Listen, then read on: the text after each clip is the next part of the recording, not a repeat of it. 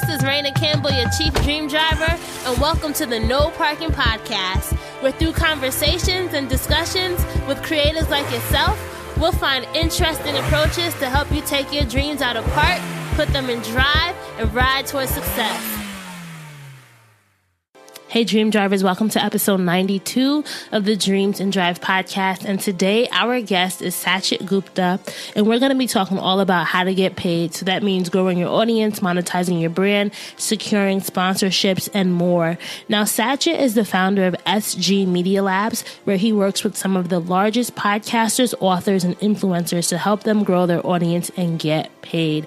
And this episode came about because I was reading an article that Barry from Podcast and Color posted about podcasting. I read the article, and the author mentioned speaking to a podcast consultant, which was Sachit, and I was just so intrigued by what does a podcast consultant do? I went onto his website, I contacted him, had an initial conversation, and I knew that he was someone who had a lot of knowledge that I thought would be really useful for the Dreams and Drive family. So some of the things that we talk about with Sachit is just his early life growing up in India, him seeing a computer for the first time, some of the highlights of his college days at Carnegie Mellon. We talk about what really matters when you're launching your business and the common mistake that a lot of people make when trying to make money. Sachit really zeroes in on what you need to be thinking about if you want to work with sponsors, the importance of setting expectations, how to figure out who your core audience is, because your audience is going to dictate how you monetize your brand. We also talk about why it's important for you to start thinking about monetization from the start and how having a plan from the start can really set your brand in motion. And lastly, we talk about how to overcome the fear of charging and getting paid. So there definitely is a mindset shift that you need to develop if you want to start building and monetizing your brand. This conversation with Sachit came at a time that I really needed to hear it, just because, as you guys know, monetization is one of my big goals for the third and fourth quarter of the year. So I hope that you guys get as much out of this conversation with Sachit as I did. If this is your first time listening, thank you for listening. Make sure that you go back to episode 91 if you haven't already and listen to that, fun episode that I did where I shared about how I was able to go to my first press junket and some of the interviews that I did with the cast of Power. I also invite you to follow us online. We are Dreams and Drive across the board, Facebook, Twitter, and Instagram. And if you want to be part of our Dreams and Drive mastermind, just go to dreamsanddrive.com/Facebook. And if you want today's show notes, if you want to check out the resources that we talk about, if you want to check out Sachit's landing page that he created just for us Dream Drivers, make sure to go to dreamsanddrive.com and click on episode 92. Hope you guys enjoy this one. Let's get to the episode. Hi, Sachit. Welcome to Dreams and Drive. I'm so excited to talk to you today. I'm excited to be here. Thank you for having me. We connected a few weeks ago after I read an article that you were quoted in, and I was just so enthralled and very excited to learn more about you. So I was happy when you responded to my email, and we're here making this happen. Oh, yes, let's do it. So one of the first things I like to do with our guests is kind of to go way back in time, right? So I want you to close your eyes and tell me what inspired you as a child. So if I had to say who was Sachit, the 8-year-old, the 9-year-old, what would you say? I think when I was a kid, actually, it was probably two things. I used to read a lot of books, and I was really into art. So sketching and oil painting and that kind of stuff. So it's kind of this mix of creative side. And then I think I was around 10 or 12 maybe when I first saw a computer because I grew up in India. Mm-hmm.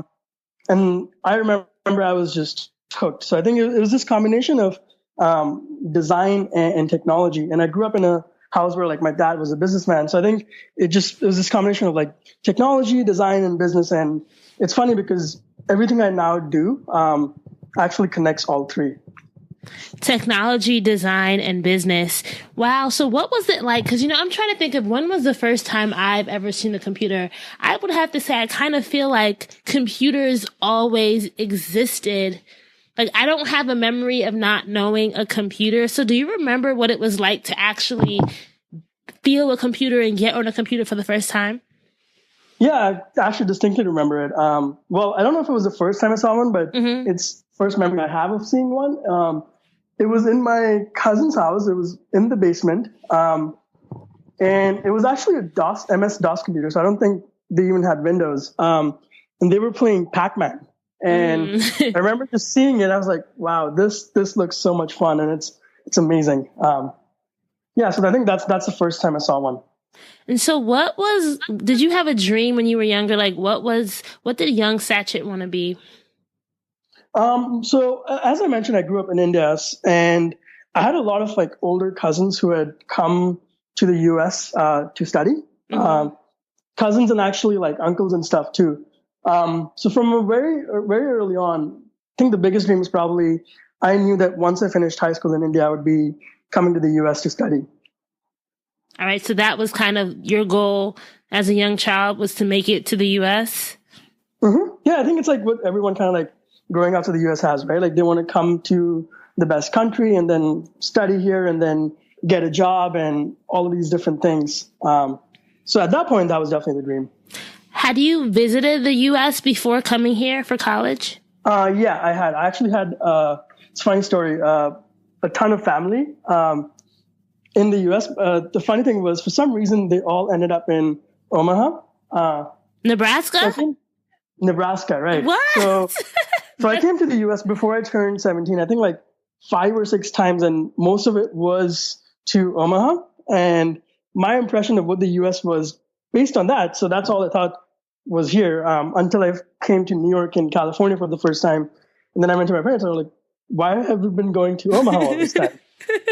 Wait, do people even live in Omaha? Sorry. They do. I've spent a lot of time there. It's really interesting. It's an interesting city.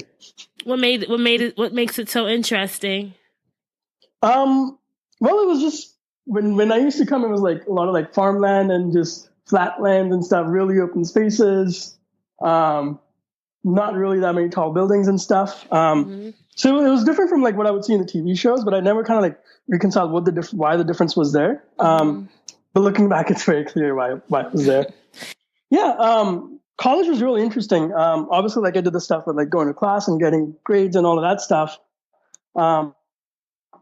But for me, I think the biggest like lessons came from actually stuff that I did outside of grades and classes.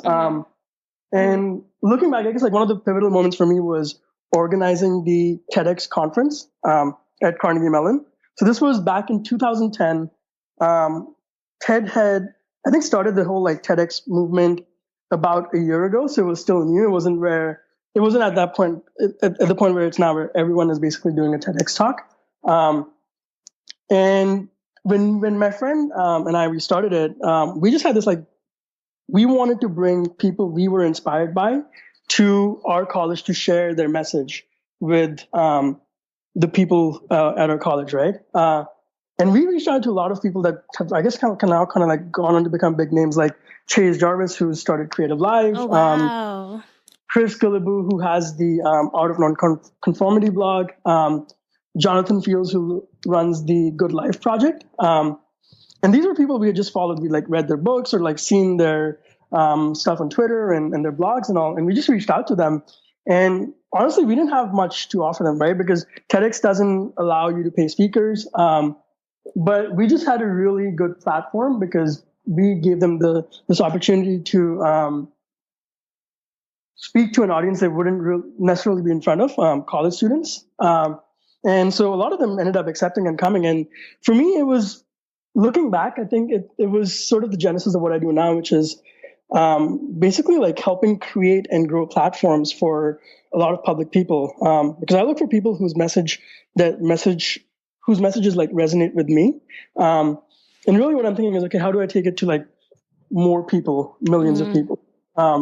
And that was doing that on a smaller scale. So what was, when you saw those, those people like Chase Jarvis speak, what was really intriguing to you about his message, if you remember? Yeah. Specifically for Chase, his talk was around failure because the theme of the conference was fearless. Distinctly remember a point where he was talking about how when he was little, him and his friends would go around making movies. And then they would do shows. And like, I think he talked about how they did a show for an audience of 0, multiple shows like that. And to me, it was just seeing how much he cared about the creation. And it wasn't about the glamour or the glitz and all. And how everyone at the start has to pay their dues, right? Because a lot of people now, they see all of these online celebrities and entrepreneurs, and they think, hey, I want to do that. What people don't sometimes see is the years of struggle and hard work that goes behind it. Definitely. Hearing him talk about it prepared me for the fact that, look, whatever you're trying to do, there's going to be a lot of hard work involved. So that was one. Another one was Chris Guillebeau. So Chris Guillebeau at that point, I think it was 2010. He was still on his mission to visit every country in the world, right? And I remember distinctly like sitting there in the audience and watching him speak and knowing that at some point I wanted to travel. And I think he asked something along the lines of like, if not now, when are you going to do it? Because next year you're going to be a year older and you still haven't done it. So actually after I graduated, I ended up working in corporate America. I worked for a year and I didn't like it. And so I quit my job and went traveling. This was about 6 years ago. And at that point, I wasn't doing what I was doing. I was just traveling. And then I came back home. And I remember I wrote down in my notebook about kind of like, I want to start a company and what I want to do. And one of the main things I wrote down was I want to build a company that kind of like supports a lot of these people that I am inspired by. And I want to be able to work from wherever I am or wherever I want to. And it's funny because right now I'm in Manila, Philippines, and doing just that. Oh, we have to talk about that because I want to be in Jamaica doing this. So we have to talk about how I can build the audience and monetize. But let's talk about how you kind of started working with clients. So how did you, you and your tagline is you help podcasters, entrepreneurs, and influencers get paid. How did you realize that you could make a business out of this? So first of all, I think that the first ingredient that anyone who wants to do something like this has to be ready for is just it takes time, right? Like you have to put in the time because you're going to make a lot of mistakes, and I did too, till you get to that point. So the way I started was I quit my job, I traveled, and I came back, and I moved to San Francisco, and the thing for me was I wanted to help people with marketing. It was definitely not as evolved as it is now. And for the first year, honestly, like didn't really get that many clients because I did all the things that people say you shouldn't. Like I built a website and I went online and started designing business cards, putting CEO on there. And I was a company of one. So it didn't make sense at all. And just doing all of these things except like what mattered, right? Which is like talking to customers and learning about what they want. And so I did that for a long time and burned through savings, had to move back home. And it wasn't until I found this book. Actually, I found this book a while ago, but I never put it into action by Charlie Hoehn called Recession Proof Graduate, where he just talks about how he graduated from college and then used the strategy of free work to work with a lot of people he was inspired by. So one of the people I really wanted to work with was Andrew Warner, who runs the podcast called Mixergy. And I think it was around 2012, like late that year, where I basically ended up emailing him, telling him how much I liked his work and offered to work. Basically, I said, I'll do anything.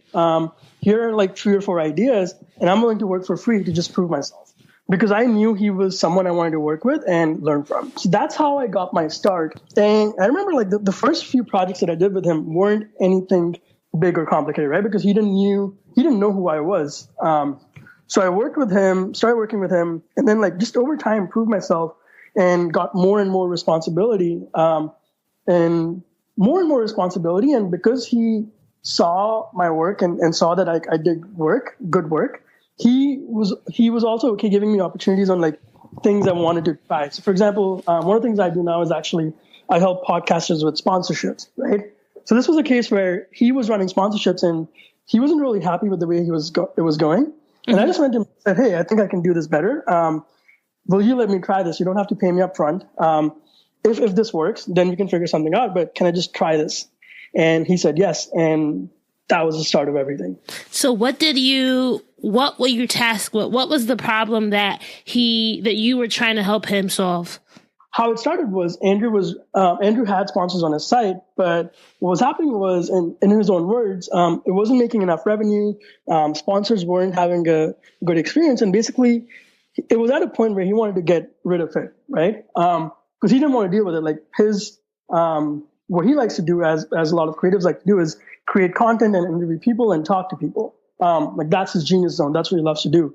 I came in and I thought that that's what the business was actually underperforming, because he had been in the industry for so long and had such an amazing brand. And I really believe that he should be, one, making more revenue from it. And because of the trust that he had built with his audience, if we did it the right way, sponsors would actually get the ROI they were looking for. So really the task for me was, one, find sponsors that wanted to invest more because they saw the value of the brand, but more importantly, make sure the sponsors and the audience and make sure he had a great experience. So it's something that like he enjoyed doing and it could grow.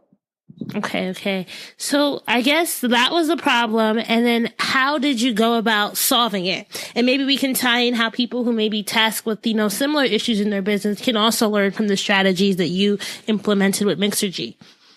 Yeah, totally. So actually, this is really interesting because I've now tested this process with a lot of people.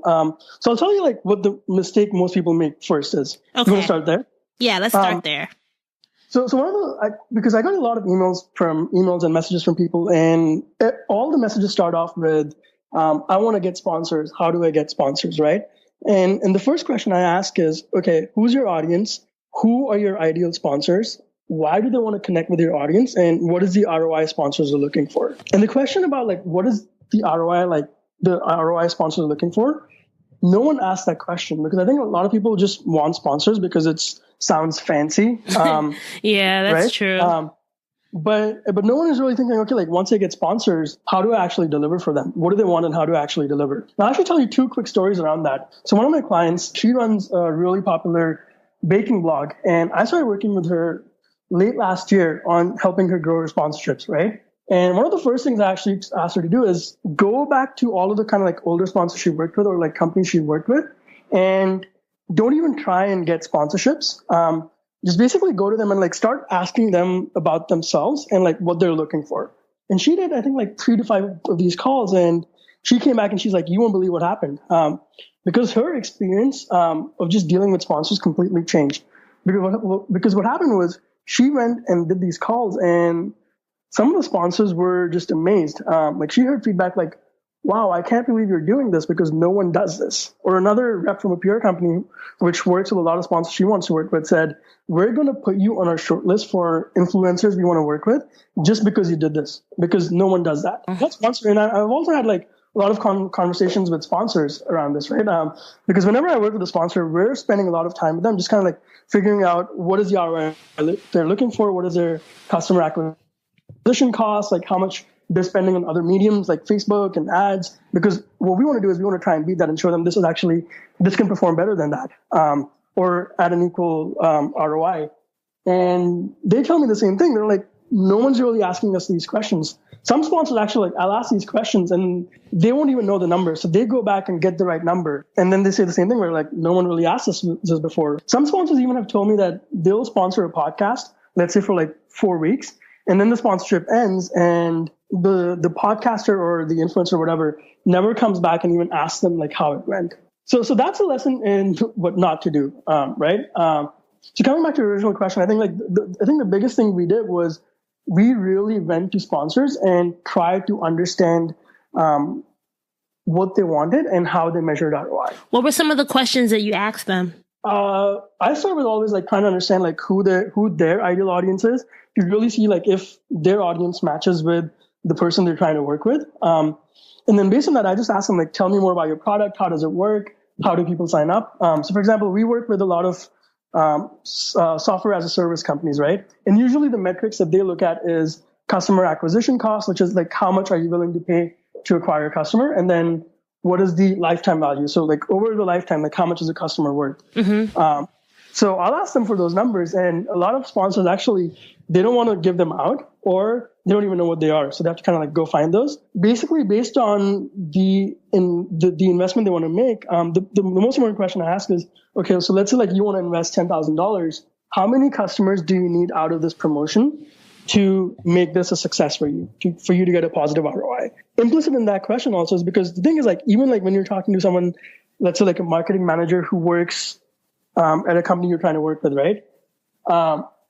they're a person and they have a job and they are trying to get results and get a promotion or whatever, and they have things they have to do and take to their bosses, right? So I'm also trying to understand, like, in terms of the company, what is the company looking for? But as a person, like, what are they looking for and what will make them look good within their company? And then once you get all this information, then how do you craft a pitch to them that they say yes to? Should we do an example, actually? Yeah, let's do that.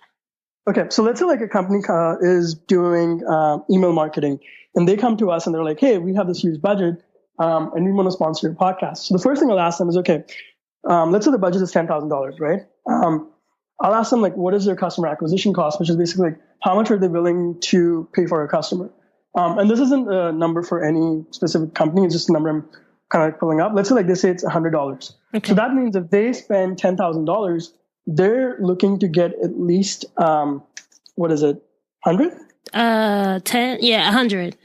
100 customers out of the promotion, right? And then I really like ask them about who their audience is. And what I'm trying to understand, and obviously like this is it's not complete science because there's an art and a science to it, is understand based on the audience of the podcaster I'm working with, can we deliver on that? And a lot of times I actually will tell the sponsor, look, based on your requirements and who you're looking for, this is not something I think we can deliver on. Because a lot of people just say yes to every sponsor, right? But the problem is if you have a podcast, your endorsement of companies is actually as strong as your weakest sponsor. Because as soon as you have a sponsor on where it doesn't really fit with your audience and your audience starts thinking, hey, that person just had the sponsor on for the money, then they start distrusting all the other sponsors. I never thought about that. Wow. Do you know what I mean? Yes. That is so true. I'm thinking about me as a listener, right? When you hear something on a show and you're like, oh my God, why would they have this there? You just tune out all the rest of the ads after that. Exactly. And a lot of people don't think about that, right? So we've had cases where I've gone on calls with companies and they're like, hey, we're ready to sponsor, like we were ready to pay this much. Let's do this.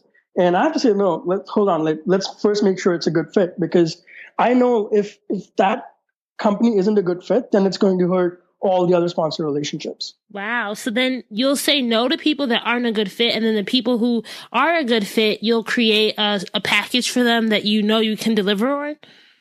Exactly. So I work with them to create a package, and we make sure that like both sides are on the same page as to sort of one, what ROI we're expecting, and if we can deliver on that, right? Because there are cases where not every promotion is successful, but if you set the expectations the right way, the sponsor at least knows you have your best interest at heart.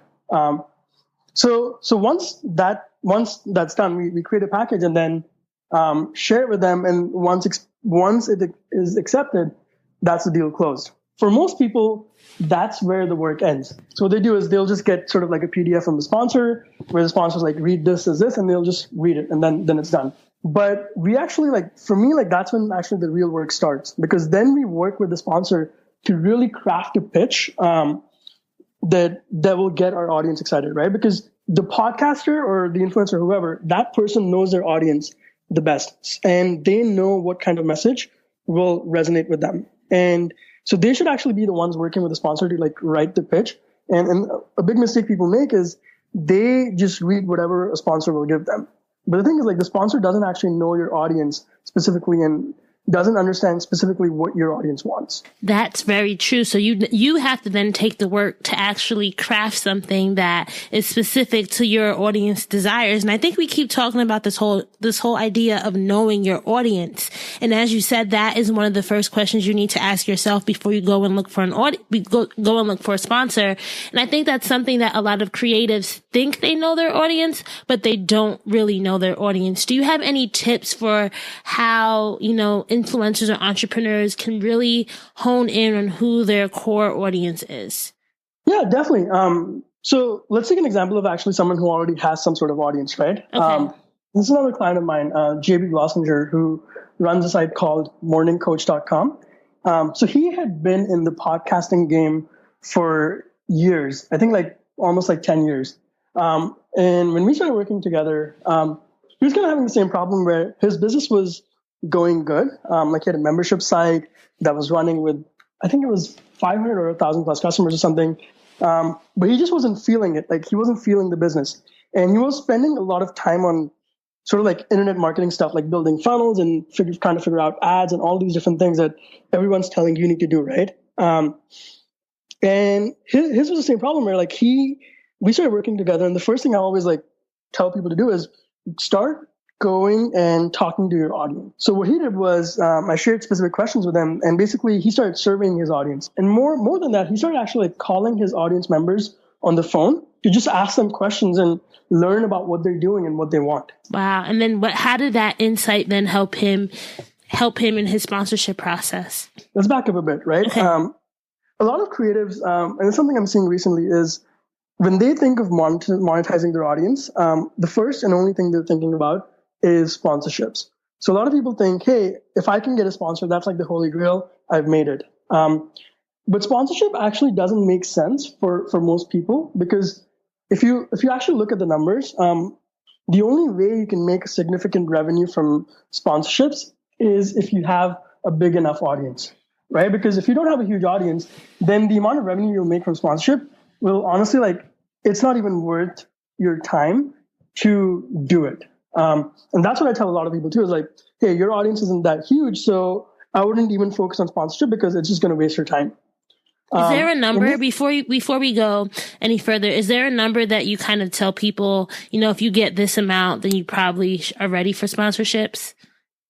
There isn't a specific number in terms of audience size, because depending on how specific and niche your audience is, you can charge more or less for the audience you want. But what I'm really looking at is, in terms of revenue, you want to be able to make at least $1,000 to $5,000 a month from it, for it to make sense. Because below that, it's a lot of work for not much benefit. Okay. And that's time you can spend, like, really, like, again, coming back to like understanding your audience and like figuring out what they want. Oh no, totally. So in this case, like, he had a membership site, right? And one of the things I asked him to do was like, okay, like, go actually like look at the membership site and like see how many people are actually still watching videos. And then like go back to your audience and really like start talking to them to figure out, is what you're offering actually the thing that they want, and is it helping them? And his experience was amazing. So what he did was he started by sending a survey to his audience, right? So he just kind of like made a Google form with 5 to 10 questions and then just send it to some portion of his list, and people started responding about what their problems were. And then he also set up a few calls with people the next day, right? And this is like, I think like 4 days of us working together. So he gets on one of these calls and starts talking to someone. The person's just like telling him about his problems and what they're dealing with. And kind of like this like light bulb moment happens, and he looks at some of the surveys that people responded, because one of the questions he asked people was, hey, like, what do you think? I think it was like, what do you think I'm good at? Or like, what do you look to me for advice on? And people had said some stuff around kind of like why they listen to his podcast, right? So he literally like looked at the survey and just started like reading from that, basically in other people's words, like what he does. And on that call, he got a coaching client. I think it was within 10 days or 15 days, he built it up from basically to zero to like $10,000 a month recurring. Wow. Just from talking to his audience? Just from talking to his audience. So let's kind of do a real life example. Let's say there's somebody who is, I'm trying to think of someone. Okay. I have actually someone who listens to Dreams and Drive. She is a sneaker fanatic, right? And she has a sneaker blog that she's trying to build. What would you say to her about how she could connect with her audience in order to really figure out how to then monetize the blog? So let's say like if she already has an audience, I think it'll be the same thing really. Because when you say it's a blog for like sneaker fans, right? Yes. It's not completely specific, because it could be sneaker fans that are like in high school, who really don't have like that much money to spend on purchasing stuff.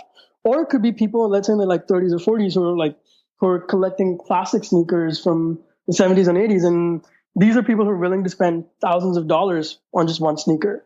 So the first thing would be like really like go digging way deeper into who our actual audience is. Okay, and then figuring out. So I think it is like it's someone who's much older, because she's older. So I'm guessing that it's someone who's in the 30 age bracket. And is it men or women, or women. Is it kind of a mix?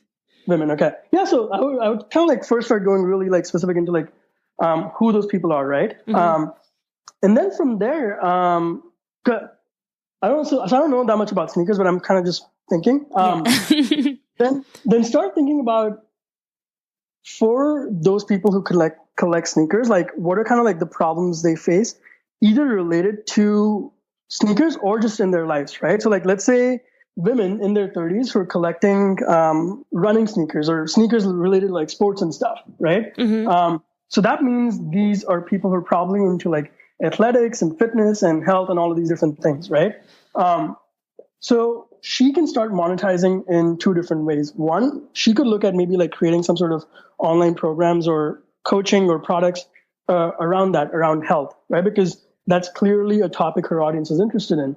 Or she could go to brands that offer products in those categories and then ask them to basically like, hey, I'll promote your product to my audience because this is kind of like what they're into. Even if it's not like directly, it's like tangentially. Mm-hmm. And start taking an affiliate commission or a sponsorship fee to promote their products. That's a really good advice. And I think that's something that can be applied to no matter what your niche is or what industry you're representing, is trying to figure out what people, as you said, what are their needs, what are their challenges, and then figuring out how you can connect them with either something that you're creating or something that you're offering, affiliate links to. And that's even something like the whole idea of having a survey is something that I've implemented with Dreams and Drive, because I think a lot of times when you're podcasting, right? When you're initially starting out, and I think this is something we talked about before the call on one of our pre-calls, was a lot of people don't think about monetizing from the start, and they think that their audience is too small, right? What would you say to that person who doesn't really think that, they should be thinking about monetization from the start? I've seen this sort of message grow in the last few years where what a lot of people are talking about is, hey, start blogging or start writing. Don't charge any money. Write every day and basically just slave away writing like 3 blog posts a day. Do it for like 2 years, build a huge audience, and then start about monetizing, right? And then think about monetizing. And it's actually interesting. If you look at Silicon Valley, a similar thing happened there where Facebook, when Facebook started, they didn't charge money, right? Because they just wanted to build a huge audience. And they knew that at some point, if they have millions or hundreds of millions of users, they can, even if they make, let's say like $1 or $2 per user, it's a huge company. And Facebook did that. But the problem was there were hundreds of other startups that tried to do the same thing and failed miserably, right? If you look at like Silicon Valley, there's so many companies that raise millions of dollars or like tens of millions of dollars. And some companies raise like hundreds of millions of dollars that tried to go down the path. And it didn't work out for them. And I think it's the same in blogging where that's sort of the message that people are getting. And that's what they're doing, where they're just sort of like writing every day and not really like understanding their audience or trying to like charge them in the hopes that at some point they might make revenue. And I think the honest truth is like very few people actually end up doing that. End up actually being successful doing it, right? Exactly. So what I really believe is if you are creating good content and if you have a niche audience who has a problem and you can help them solve a problem, people are actually willing to pay for it. So if you look online and see the kind of stuff like people are willing to pay for, it's actually fascinating. I remember like looking at the site, forget what the name was, but it was basically it was like, let's say like you're going to Disneyland, how to make the most of your trip, right? And this person just sells an ebook on that. And if you're going to Disneyland and you're spending like hundreds of dollars, or I don't know actually how much the ticket costs, but I think it's really expensive. You're okay paying like $30 or $40 for an ebook that just shows you all like the hidden gems and all of these different things in the park, right? And that's a great example of someone who has a niche audience who's figured out that people have this problem and he's providing a solution and charging for it. So I think like the biggest thing for me is like the mistake people really make is they don't sit down and take the time to like think like, okay, like who is actually my audience and what is the problem I'm solving? You know what? I am guilty of that. And I'm going to be very transparent with our listeners and with you, Satchit, is I've started Dreams and Drive in January 2016, and I've yet to, I had a few sponsors for a few episodes earlier this year, and I'm now in the middle of trying to figure out how, to set up my different monetization streams. And the one thing that I think is holding me back, I know that there's probably things that I can offer to the Dream Driver audience that they would pay for, but it's the fear of putting something out, right? And what if it's not good enough? Or what if it's not what people actually want? Or what if it's not, people don't find it valuable? How do you work with your clients in getting past that initial roadblock that they may encounter, that fear of putting something out and getting paid for it? I think it's a mindset shift, right? Where I think what a lot of people think is if they put something out, that's permanent. But and that's it, right? They put something out, the audience says yes or no, and it's done, right? The way I think about it is when you put, let's say, a product out, that's actually the start. So you think of a product, right? Which is basically, a product is a hypothesis that you have on what the market wants. Right? You put it out in the market, it reacts, and then it starts reacting with the market, right? For some people, they think of that as a binary yes or no. It's successful or not, right? For me, I'm actually thinking of it as more of an iterative process where that's a start. And then I'm going to take what the feedback that the market gives me. And then from there, the product starts evolving. So for example, actually, my experience, up until last year, was just working behind the scenes with a lot of people, doing a lot of the stuff we're talking about, right? And I wanted to start testing a coaching program with podcasters. And I think it was around last August or September, I just started emailing podcasters and getting them to hop on calls with me so I can tell them about this and see if they were interested. I think within the space of a month, I did about 50 plus calls. And a lot of these calls, people were like, why are you calling me? This is something I want. And a lot of the feedback I got was actually kind of negative, right? In terms of, people didn't think it was useful or didn't want to pay for it.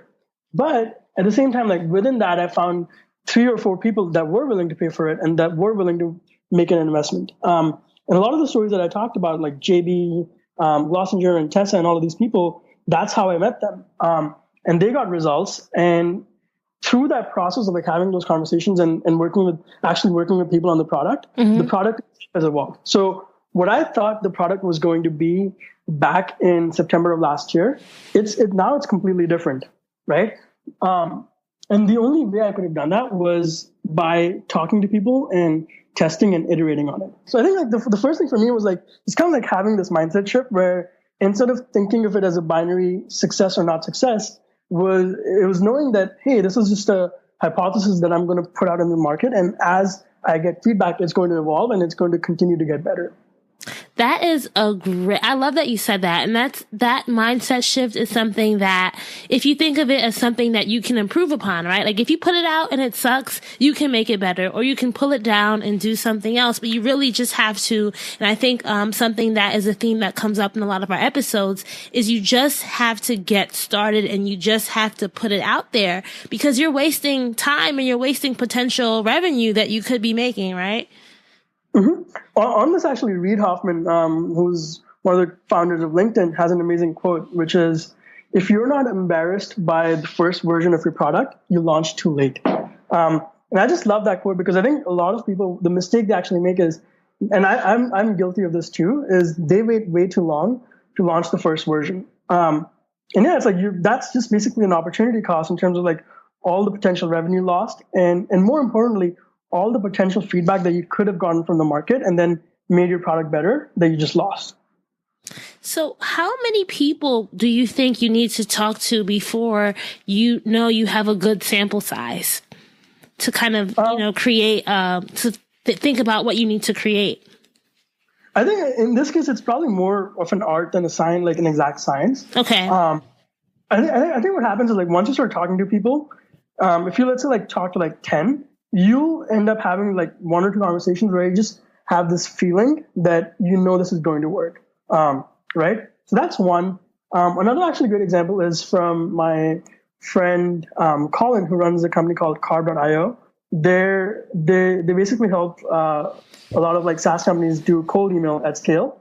his experience is really interesting, and I actually don't think it's representative of everyone, but it was really cool where he started doing calls with salespeople, right? Because he was creating a product to help salespeople automate outreach.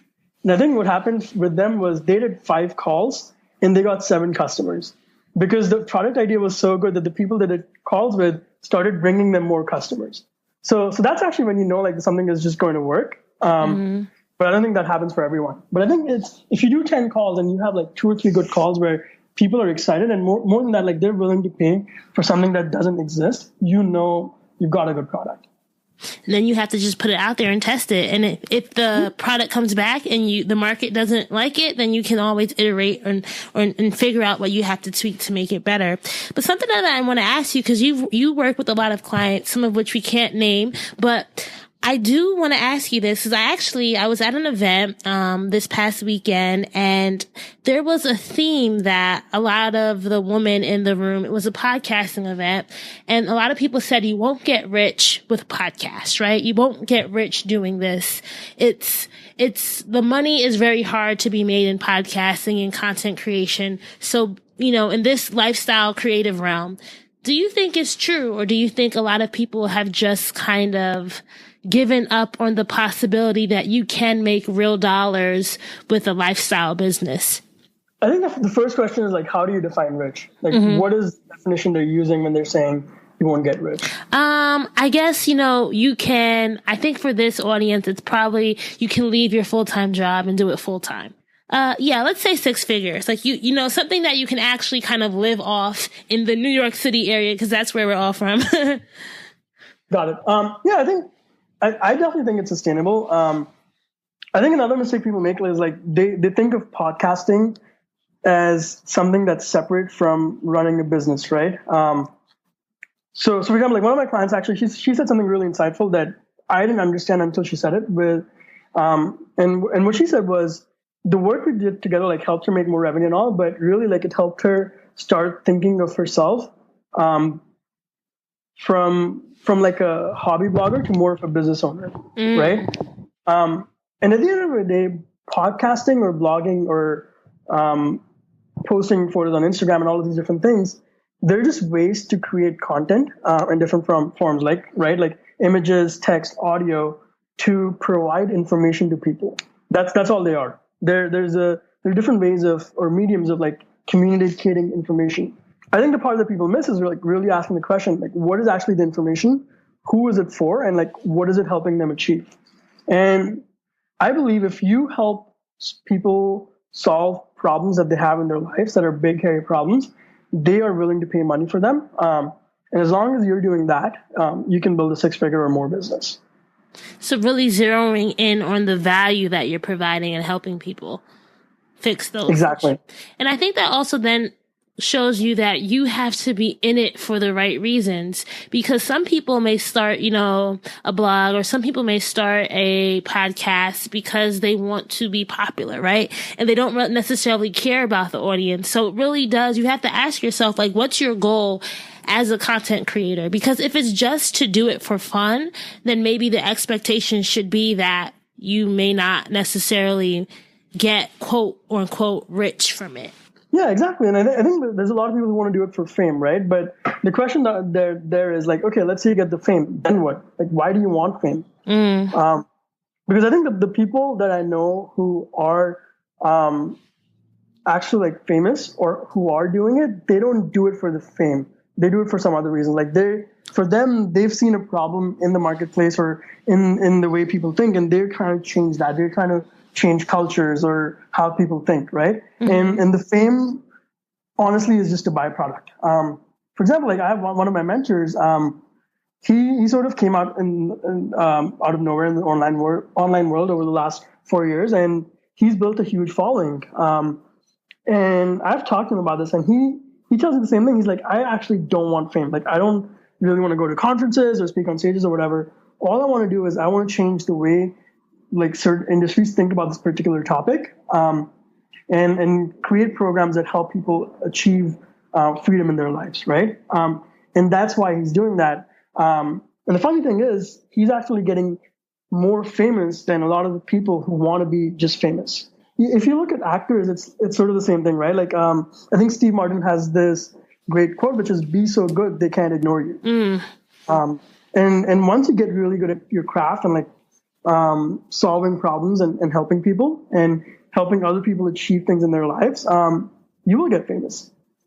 So what's your why, Sachin? Like, what's that thing that really keeps you going and keeps you building within your own business and helping other creators and entrepreneurs build their own brands? Back in the day, like I was also a creative, right? Like I used to do art and all of these different things. But marketing and sales wasn't something I was really good at. And I was just like, okay, I'm going to figure this out. Because I know I have this value that I can offer, but I just don't know how to talk about it or how to sell it. So I started studying this, and like over the last 5 years, like I got really good at it to the point where like other companies and people started coming to me to help with it. And now it's really like finding messages that I resonated with. So a lot of the clients that I work with that like I can't talk about. When I was back in college and I was trying to figure out what I wanted to do, right? I used to read their books and read their blogs and watch their interviews and podcasts and kind of like try and figure out what I want to do with my life. And like they helped me do that. So now it's really about like taking those messages and then taking that to as many people as possible. Mm-hmm. Like I think like it was Seth Godin mentioned in one of his interviews where I forget where it was, like they did a survey at some college and they basically gave like people these choices of like jobs they could have, right? And I think it was like brain surgeon, pilot, a few more options, and then assistant to a celebrity, right? And I forget the exact number, but like a majority of people pick assistant to a celebrity, right? Wow. And I think that there's this weird distortion that's happened in like American culture where like things like TMZ and all of these like reality shows and all, like that's what people are watching, right? And I really believe like the books that like people I work with are writing and the content they're creating, like I really believe like people, and especially like kids in schools and all, they should actually be listening to that or watching that instead of like all of the reality stuff that's out there. So for me, like in terms of why, like what I think of it as is, okay, how do we take what they've created and take it to everyone and like beat the reality shows and beat the whole like TMZ culture? And that's a tall order, but I think it's as a shift in culture, like it's way more important for society and it's way more of a net positive. I agree with that. And I think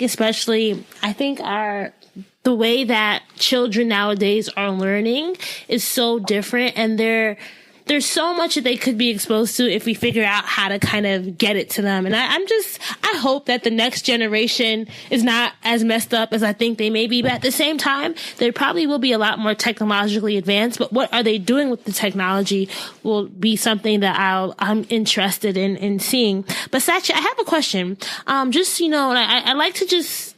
I'd like to kind of go back to this because I think it's something that's especially interesting because my parents are from Jamaica. So I have a lot of I'm like first generation American.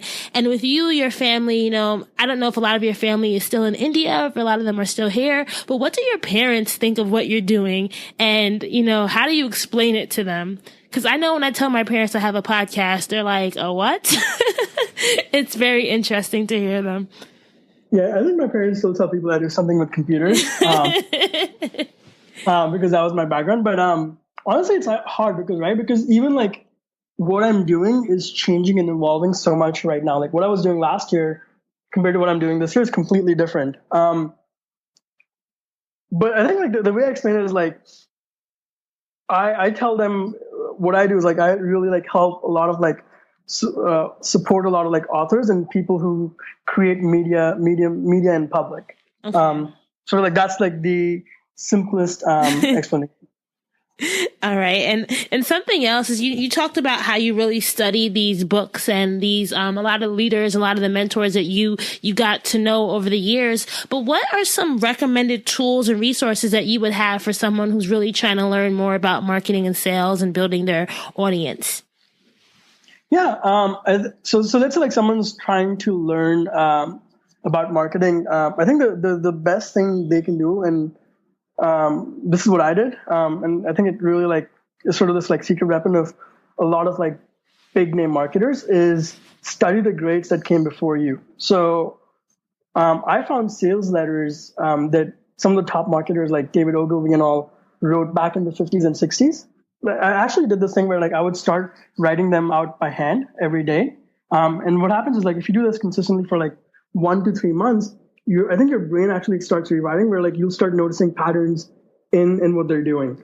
So that's what I did for marketing. Let's say like someone's trying to learn business. One of my probably my favorite texts on business is just the compilation of Warren Buffett's like shareholder letters from when he started back in like I think the 60s or whatever up until now, because you can really see how his how he thinks about business has evolved. And if you want to learn about business, like there's very few other people that you would learn from like over him. And I think the common theme is really like if you're trying to learn about a topic, like find who are the best people at it and then study everything they've done. Who's your favorite, or who is someone right now that you really think is rocking the internet marketing, content creation world? So I would like if I'm trying to learn about internet marketing, I would look outside the industry. So one of my beliefs is like if you just study the same stuff in your industry, right, then everyone ends up just doing the same thing. So I try and look at like industries completely like out of left field. So I'm trying to learn about like right now I'm really diving deep into like how Facebook ads and stuff work. So what I'm reading about more is like financial markets and how like stocks go up and down. Because I think there's a sort of like the pattern in which like stocks go up and down is very similar to how if you're doing ads on Facebook, how they perform and how the performance goes up and down. So really like look for industries like that are completely different and try and draw comparisons from that. Thank you, Sachin. So as our last question, I love to end our interviews with this because I think it's important for every dream driver to kind of dwell on is what keeps you going? Because I feel like there must be challenges in your business that you're facing. There might be things that you're working through, but what's that one thing that really keeps you going each day to kind of continue to do the work that you're doing? The results that I get from my clients. All right. Well, let's go into our lightning round, Sachin. So this part of our interview, I'm going to give you a prompt and I want you to tell me the first word that comes to mind. And remember, we're going to be sticking with our whole dreams and drive metaphor. Okay. You got it? The first word is park. The thing that's stuck in my mind now is just Central Park. All right. Reverse. Staying still, because I think like if you're staying still, you're actually moving backwards. Oh, wow. Neutral. Moving forward without knowing what direction you're going, because I think that's as good as just staying where you are. And last but not least, drive. Knowing exactly where you're going and being completely like relentless, where it doesn't matter sort of like what comes in your path, like you know you're going to get there. Right. Thank you. And lastly, if you want to be a dream driver, you have to have your keys to success. So Sachin, tell me 3 things that you think every dream driver needs in their toolkit before they hit the road. I think the first and probably the most important is, like I mentioned, like when you asked about drive, is really like having a very clear vision of what they want to do and where they're going. Because I think a lot of people like they sort of know what they want to do, but they're not really committed, right? And I think everything like that happens and everything that people achieve like starts with just making a commitment to yourself that like no matter what happens, you're going to get there, right? So for example, like for me, like I knew I wanted to work with the best people in the industry. Like that was like 6 years ago. And there were a lot of like ups and downs and till I kind of like got to that, right? But that part never changed because I knew I was committed to it. And like, now it's like 6 years later and now I have that. So I think the biggest thing probably is just like having this commitment about what you want and knowing that like you will do anything to get it. Like I think there's a really good interview with Bill Smith where he talks about how like he's like, if I'm on the treadmill against someone, either I win or I die, right? Like That's how committed he's to his goals. And I think that's the kind of commitment people should have. So I think that would be probably the first thing. Second thing would be mentors. Because I think one of the biggest mistakes a lot of people make is they try and go at things by themselves. But really, like, I think for me, the biggest shifts that have happened has been either like finding people who are one or two steps ahead of me and have done the thing that I've done, and either building a relationship with them, or honestly, like, just buying access by getting whatever program or course or mastermind or whatever they have, like investing in it. You can waste a lot of time trying to figure out something that if you find the right people, they can just help you with that thing like within hours or days. So you said clear vision, mentors, and what's your third one? Third key? I think third would be like peers, because if you're trying to do something that other people haven't done or other people don't understand, it can get really, kind of like really hard to like explain to your friends or family or whatever what you're doing. So it's good to have like peers who are sort of in the same position as you, who are trying to do the same thing. Because even if you look at like let's say like Y Combinator, right, which is one of the best startup incubators, they always, like, when they're looking for companies to invest in, they always look for co-founders, because they know that like doing something like that is incredibly hard. So having someone who's on the same path as you and understands what you're doing is really helpful. Thank you for sharing that. Clear vision, mentors, and peers. So Sachin, if our dream drivers are interested in connecting with you and learning more about what you do, can you tell us where we can find you online? Yeah, definitely. What I'll do is I'll set up a page just for your audience on my site, and they can learn more about what I'm doing. And also, I've created this presentation that sort of goes much deeper into how I think about audience building and monetization and all.